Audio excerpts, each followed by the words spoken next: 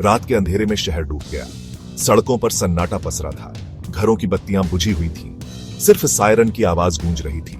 यह कोई फिल्म का सीन नहीं, बल्कि देश की नई तैयारी का नजारा था। 7 मई 2025 भारत ने एक और ब्लैकआउट ड्रिल का सफलतापूर्वक आयोजन किया। 244 जिलों में लाखों लोगों ने इसमें हिस्सा लिया। यह ड्रिल सिर्फ बिजली बंद करने के लिए नहीं थी, यह देश की सुरक्षा के प्रति प्रतिबद्धता का प्रतीक थी। दुश्मन को यह संदेश देना था कि भारत अब पहले जैसा नहीं रहा। हम हर तरह की चुनौती का सामना करने के लिए तैयार हैं। ब्लैकआउट ड्रिल्स इसी तैयारी का एक अहम हिस्सा है। ये ड्रिल्स हमें युद्ध के हालात के लिए तैयार करती है। बिजली, संचार और यातायात व्यवस्था की जांच होती है। आपातकालीन सेवाओं की तैयारी का आकलन होता है। लेकिन सबसे महत्वपूर्ण, जनता को जागरूक करना है। उन्हें यह बताना है कि मुश्किल समय में कैसे सुरक्षित रहना है। ब्लैकआउट ड्रिल्स कोई नई बात नहीं है। द्वितीय विश्व युद्ध के दौरान लंदन में भी ऐसा ही हुआ था। नाजी हमलों से बचने के लिए पूरी नगरी अंधेरे में डूब जाती थी। आज भारत भी उसी रणनीति को अपना रहा है, लेकिन आधुनिक मोर्चे पर। हमारा दुश्मन अब सिर्फ सीमा पार नहीं है, वह साइबर स्पेस में है। हमारी अर्थव्यवस्था को निशाना बना रहा है, अफवाहें फैला रहा है। ऐसे में ब्लैकआउट ड्रिल्स का महत्व और भी बढ़ जाता है। ये ड्रिल्स हमें डिजिटल हमलों से निपटने के लिए भी तैयार करती है। साइबर हमलों के दौरान संचार व्यवस्था ठप हो सकती है।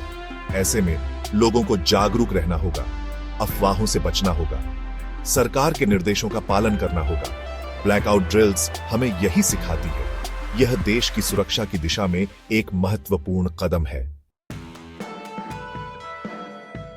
भारत ने तय कर लिया है कि अब हम सिर्फ रक्षात्मक नहीं रहेंगे, हम आक्रामक भी होंगे, लेकिन बिना एक भी गोली चलाए।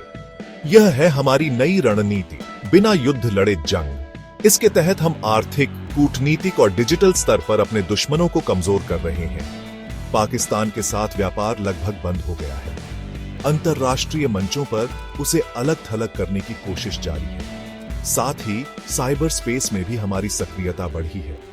यह नया युग है, जहां जंग सिर्फ जवान नहीं लड़ते, इसमें हर नागरिक की भूमिका है।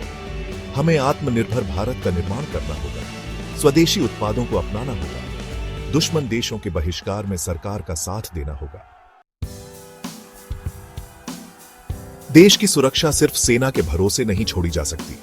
इसके लिए हर नागरिक को आगे आना होगा, ब्लैकआउट ड्रिल्स में बढ़ चढ़कर हिस्सा लेना होगा, सरकार के निर्देशों का पालन करना होगा। हमें याद रखना होगा कि राष्ट्र धर्म सर्वोपरि है। व्यक्तिगत स्वार्थ से ऊपर उठकर देश हित के लिए सोचना होगा। एकजुट होकर नई चुनौतियों का सामना करना होगा। तभी हम एक सुरक्षित और मजबूत भारत का निर्माण कर पाएंगे। देश की पुकार है, जनता का साथ हो।